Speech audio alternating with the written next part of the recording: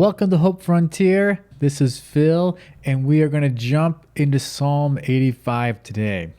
This is a great psalm because it helps us remember that as we sin, as we do against what the Lord wishes, there is hope, there is redemption, and even if we're going through some difficulty by our own making, God is still there with us, and He wants to be part of your life.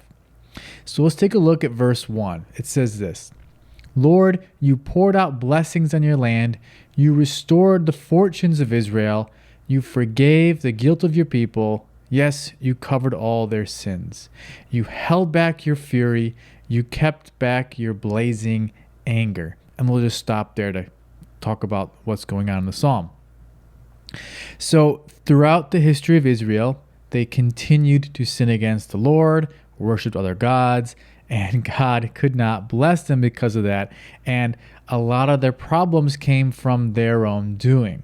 God allowed their sins to have consequences, which happens in our lives today. And so other nations would conquer them, and they would have problems within their own nation because of sin. And just like these people, we do the same thing. No matter who you are on this planet, you make a sin.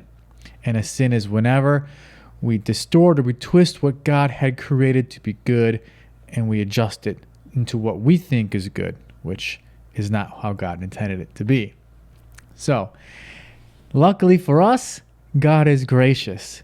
By all rights, He should release His fury on us. He should have blazing anger against us because we have sinned and gone against what He had. But God, time and again, forgives us and gives us this blessing of the salvation and just wants to be part of our life, making us just enjoy ourselves and continue to expand His kingdom. So in the beginning here, obviously the people had sinned and something bad happened to them. And a lot of times God's judgment is just allowing our sinful consequences to reach fruition. So a lot of times, if we choose to steal, if we choose to commit adultery or whatever it is, God will allow our sin to have consequences, and we'll be experiencing the consequences of those sins, and it's going to cause us pain and hurt. And we deserve it. And that's the truth. Whenever we sin, we deserve it. But God is gracious, and that can really help our hearts lean into Him and be devoted and faithful because of His goodness. Let's keep going in verse 4. Now restore us again, O God of our salvation. Put aside your anger against us once more. Will you be angry with us always? Will you prolong your wrath to all generations? Won't you revive us again, so your people can rejoice in you? Show us your unfailing love, O Lord, and grant us your salvation. And we'll stop there. And here, the psalmist is really pleading with God to show him grace and to rebuild his life.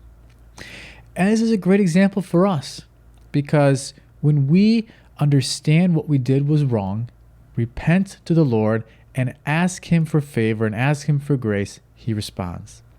It's when we have a hard heart. It's when we choose to ignore what we've done is wrong. That's when God cannot bless us. How can God pour into our lives if we won't even admit that what we've done was a sin? So here the psalmist knows, I have to accept responsibility. I have to come to God. I have to make my heart open up before Him. And this can be hard for a lot of us, because when we do these sins, when we experience hardships in our life, a lot of times we just want to close them in, forget about it, ignore it, or do some other sort of defense mechanism. That's just how we cope with our world around us. But God's ultimate goal is always to have us grow, to grow into someone better than ourselves. So that means we have to force ourselves to be different and to open up and to bring our hearts before the Lord in a new way. Let's finish the psalm here. This is verse 8. I listen carefully to what the Lord is saying, for He speaks peace to His faithful people. But let them not return to their foolish ways. Surely His salvation is near to those who fear Him. So our land will be filled with His glory. Unfailing love and truth have met together. righteousness and peace have kissed. Truth springs up from earth, and righteousness smiles down from heaven. Yes, the Lord pours down his blessings. Our land will yield its bountiful harvest. Righteousness goes as a herald before him, preparing the way for his steps. In the end, God's goodness and glory will reign. It's our decision if we want to be part of that or not. Do you want to let God's goodness come into your life? Or do you want to remove yourself from the goodness that God has planned? That's it. And so for us, when we make a mistake, when we sin, whether it be intentional or unintentional, it is our duty, it is our responsibility to come before God with a heart full of sorrow, with a heart that is begging for forgiveness, and then stepping into a new way of living with God.